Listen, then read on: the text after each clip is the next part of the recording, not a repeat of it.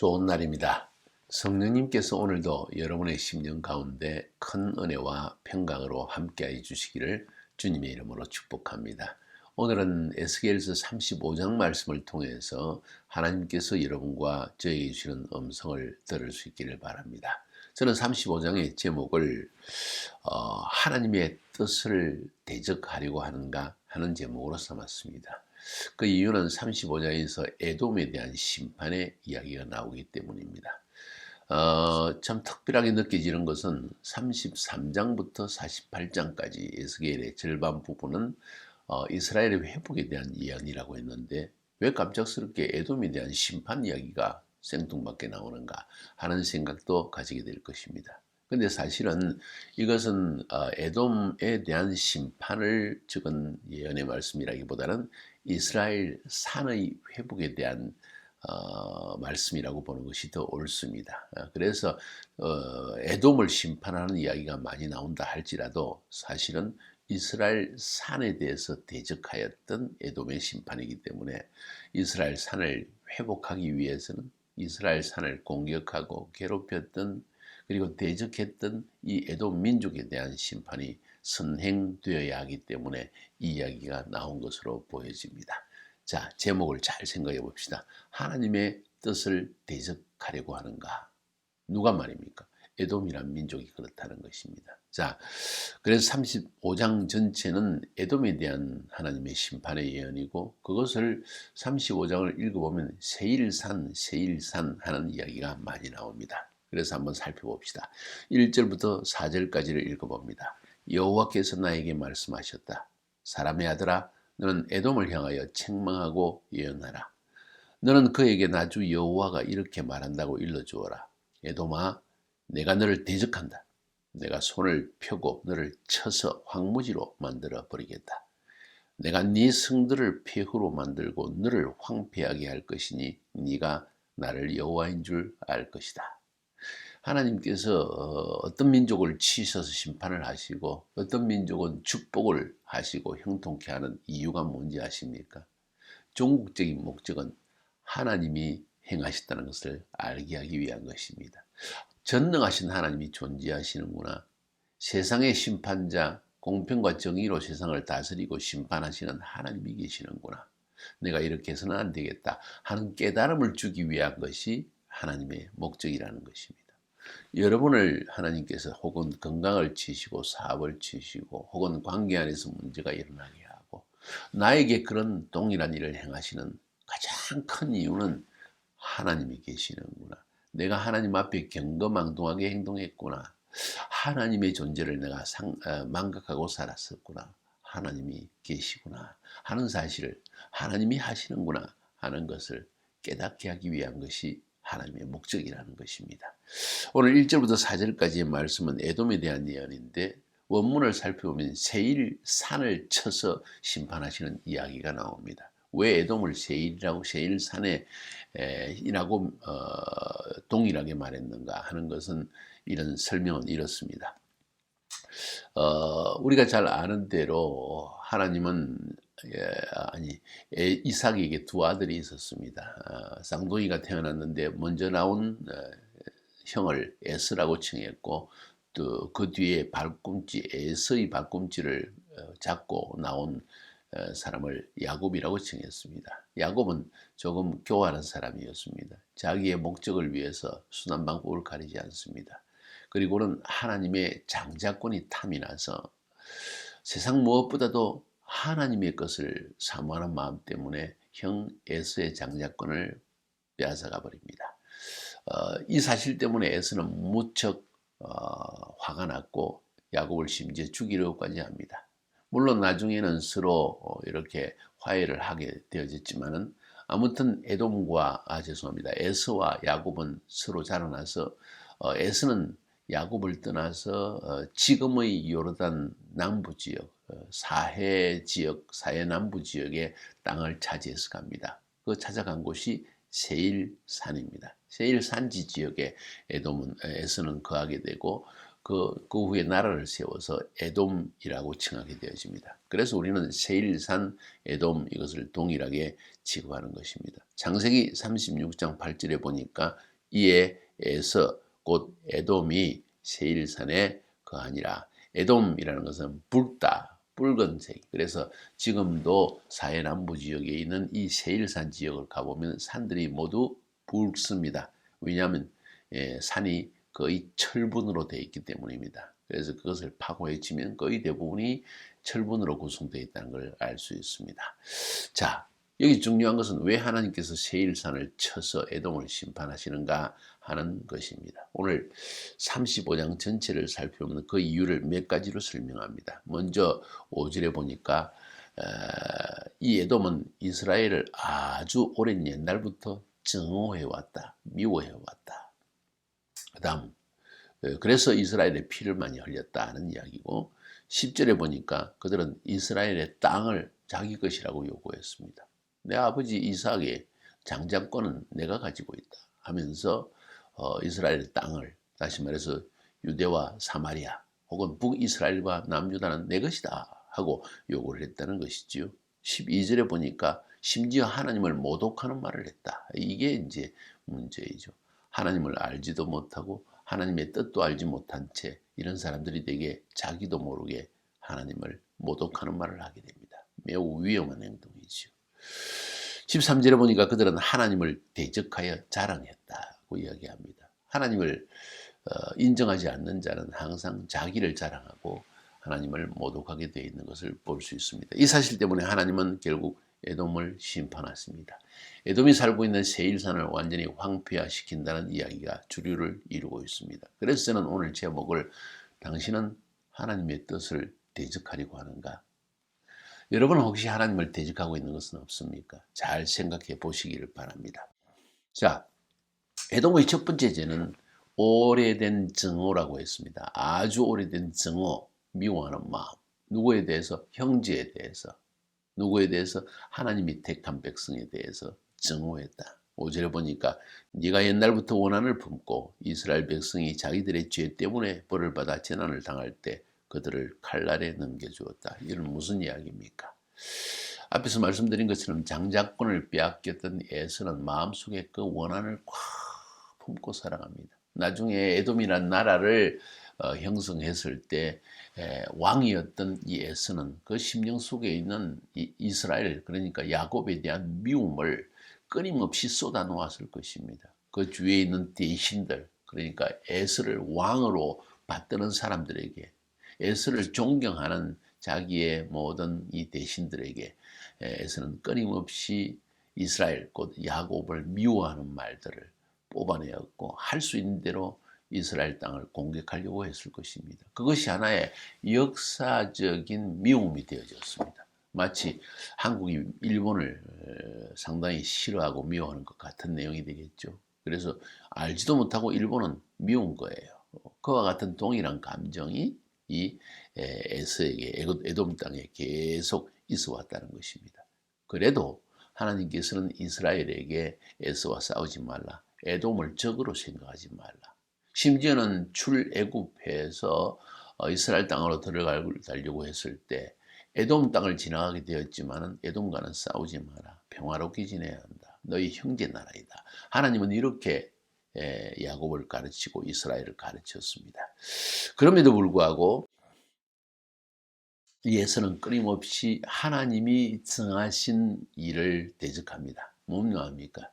야곱에게 그를 이스라엘로 칭하시고 그리고 이스라엘 땅을 유업으로 주셨습니다. 세일산은 에서에게 유업으로 주었습니다. 그래서 하나님은 각자를 축복하시고 자기의 땅에서 평화롭게 살아라고 했지만 에서는 그것을 원치 않고 사실은 이스라엘 땅도 내 땅인데 하고 고집을 부리면서 이 야곱을 미워하는 마음을 계속 가지게 있었던 것입니다. 그 뒤에도 끊임없이 이 에서는 에돔이라는 나라는 암몬과 모압과 연합해가지고 계속해서 이스라엘을 괴롭힙니다. 암몬과 모압이 어떤 나라입니까? 롯의 후손이죠. 롯이 누구입니까? 아브라함의 바로 조카이죠. 그렇다면 이 에돔과 암몬과 모압은 전부 이스라엘의 형제 친척 나라라고 할 수 있습니다. 그런데 이렇게 친척된 관계에 있음에도 불구하고 끊임없이 이스라엘을 괴롭혀 왔던 것입니다. 그것을 오늘 성경에서 말하기를 아주 오래된 정오다 혹은 옛날부터 한을 품었다, 이런 이야기를 하고 있는 것입니다. 뿐만 아니라 그런 한을 품고 있던 것이 그 오랜 세월이 지나고 나서 거의 1000년 이상의 세월이 2000년이 지나고 난 뒤에 끊임없이 이스라엘을 괴롭히고 있다는 거예요. 그러면서 오늘 본문에 보니까 무슨 이야기를 하는 거 아니? 네가 옛날부터 원한을 품고 이스라엘 백성이 자기들의 죄 때문에 벌을 받아 재난을 당할 때 그들을 칼날에 넘겨주었다. 뭔 이야기인지 아십니까? 바벨론 왕 느부갓네살이 주전 586년에 예루살렘을 침공합니다. 그리고 칼로 쳐서 이스라엘 백성들을 죽이고 피로 예루살렘 성을 물들이고 남은 자를 거의 모두 예루살렘에서 끄집어내어 바벨론의 포로로 잡아가고 맙니다. 바로 그때 이 이스라엘을 치고 괴롭히는 일에 가장 앞장서는 민족이 누군가? 에돔이라는 거예요. 왜? 오래된 원한 때문에, 미움 때문에. 바로 그 이야기를 지금 하고 있는 것입니다. 참 안타까운 일입니다. 옛날 독일의 나치 히틀러가 유대인 학살을 하려고 했을 때 예루살렘에 모인 아랍 회교도 지도자 중에서 무프티 하치 아민 알 후세인이라는 사람인 일부러 나치를 찾아가 히틀러를 찾아가지고 유대인을 학살해야 된다고 조언하고 그리고 약속을 받아냈던 사람입니다. 역시 끊임없이 이와 같이 하나님을 대적하는 민족이 일어나고 있습니다. 근본 이유가 뭘까요? 하나님의 뜻을 모르고 대적하기 때문입니다. 하나님을 인정하지 아니하고 하나님이 누구신지, 그분의 뜻이 무엇인지, 그분이 세상을 다스리시고 통치하는 그 경륜이 무엇인지를 알지 못하기 때문에 이런 일을 행하고 있는 것입니다. 그러나 결과는 무섭습니다. 6절부터 9절까지 보니까 에돔에 대한 심판 이야기가 나옵니다. 그러므로 주 여호와가 분명히 말하지만 내가 너를 죽음에 넘기겠다. 네가 피 흘리기를 좋아하므로 피가 너를 따를 것이다. 내가 너를 황무지가 되게 하고 네 땅을 왕래하는 자들을 다 죽여버릴 것이다. 내가 시체로 네 산을 메울 것이니 칼날에 죽은 자들이 너의 산등이와 골짜기와 시내에 엎드러질 것이다. 내가 너를 영원히 황폐하게 하여 다시는 네 성에 사람이 살지 못하게 하겠다. 그제서야 네가 너를 여호와인 줄 알 것이다. 뭔 이야기를 지금 하고 있습니까? 하나님께서 심판하신다는 이야기입니다. 심판은 두 가지로 요약될 수 있습니다. 자, 에돔아, 네가 내 백성 이스라엘을 괴롭히고 그리고 피를 흘렸느냐? 예루살렘에서 수많은 피를 흘려 그들의 피가 예루살렘을 물들게 했느냐? 나도 너의 피를 물들어서 이 세일산을 뒤덮어 버리겠다. 두 번째로 네가 예루살렘을 공격하여 황폐하게 만들었느냐? 나도 세일산을 완전히 황폐하게 만들어 네가 한 일과 똑같은 일을 내가 한번 해주겠다. 그 목적은 바로 여호와께서 살아계신 하나님이라는 것, 이것 그리고 하나님께서 이스라엘을 위하신다는 것을 너로 하여금 깨닫게 만들어주겠다. 무서운 이야기입니다. 하나님의 뜻을 대적하는 자, 하나님을 대적하는 자는 그가 행한 대로 받게 된다는 사실을 우리에게 말해주고 있습니다. 하나님을 자꾸 구하는 자에게는 은혜를 베풀어 주시지만 하나님을 대적하는 자에서는 피는 피로 황무지는 황무지로 갚아주겠다는 이야기를 하고 있는 것입니다. 무서운 이야기 아닙니까? 내가 내 삶에서 혹시 하나님을 대적하는 것은 없는지, 하나님의 뜻에 반하여 행동하는 것은 없는지 정말 주의 있게 살펴보아야 한다고 저는 그렇게 생각합니다. 그 다음 10절 11절에서 에돔의 두 번째 죄악에 대해서 크게 이야기를 하고 있습니다. 자, 너는 내가 유다와 이스라엘 땅에 있는데도 이 두 민족이 너에게 속할 것이고 그 땅은 너의 소유가 될 것이라고 말하였다. 그러므로 나 주 여호와가 말한다. 네가 내 백성을 미워하여 보인 분노와 질투에 대하여 내가 너를 벌할 것이며 내가 너를 심판할 때 그들에게 나를 알릴 것이다. 내가 여호와인 것을 알게 할 것이다. 똑같은 이야기를 하고 있는데 여기서 에돔의 죄악은 무엇인가 하니 지금 내가 이스라엘에게 이스라엘 땅을 유업으로 주었는데 이 이스라엘, 북이스라엘과 남유다 이것이 네 것이라고 자꾸 주장하는구나. 이 두 민족이 하나님께 속한 민족인데 에돔에게 속하였다. 내 것이다. 원래 내 것인데 야곱이 빼앗아간 것이라고 자꾸 주장을 하는구나. 근데 하나님은 분명히 에서 너에게는 세일산을 주었고 야곱에는 이스라엘 땅으로 유업으로 주지 않았느냐 하는 이야기를 하고 있는 것입니다. 여기서 말하고 있는 쟁점은 무엇인가 하니 내가 정한 것을 너는 받아들이지 않고 지금 대적하고 있다는 것입니다. 사랑하는 여러분, 여러분 각 사람을 향하여서 하나님께서 정한 바가 있습니다. 여러분에게 정한 여러분의 삶의 길 혹은 인생의 길이 있다는 것입니다. 조금 부정적으로 말하면 운명이 있다는 것입니다. 그것을 받아들이는 태도가 굉장히 중요합니다. 사람은 자기의 운명을 받아들이는 것이 지혜로운 것이라고 저는 생각합니다. 그것에 반하여 행동하면 반드시 어떤 신적인 것에 대항하는 것이고 결국 그 삶의 저주를 가져오는 길이라는 것을 우리는 알아야 할 필요가 있습니다. 성경의 모든 것이 기록되어 있고 하나님은 성령님을 통해서 우리를 향하신 하나님의 뜻이 무엇이며 또 하나님이 정하신 것이 무엇인지 그것을 우리에게 보여주고 있습니다. 내가 한국 사람으로 태어났는데 하나님이 나에게 정하신 것인데 나 한국 사람 되기 싫어. 나는 외모를 유럽 사람으로 바꿔버리고 싶어. 미국 사람이 되고 싶어. 되는 것 아닙니다. 국적은 바꾸어도 얼굴 모습은 변하지 않습니다. 그와 마찬가지입니다. 하나님이 정하신 것을 바꾼다는 것은 참으로 어리석은 것이지요. 그런데도 불구하고 이 에돔 민족은 끊임없이 이스라엘을 향하여 이건 내 것이다 하고 주장하고 있다는 거예요. 하나님이 정하신 것을 대적하는 것입니다. 여기에 대한 분명한 인식이 있어야 됩니다. 다른 말로 표현하면 지금 이스라엘 땅, 1948년 이후에 독립해서 이스라엘 민족이 들어가 있는 그 땅, 심지어 소위 말해서 웨스트뱅크, 지금 팔레스타인이 점령하고 있는 이 모든 땅들은 하나님께서 이스라엘에게 주신 땅입니다. 안타깝지만 성경을 통해서 하나님이 정하신 말을 우리는 받아들이는 태도가 필요합니다. 사실 그 땅을 지금 웨스트뱅크라고 하는 요르단 서안 땅을 팔레스타인이 자기 것이라고 주장하지만 역사적으로 살펴보면 사실 그 땅에 계속 끊임없이 살았던 사람들은 유대인입니다.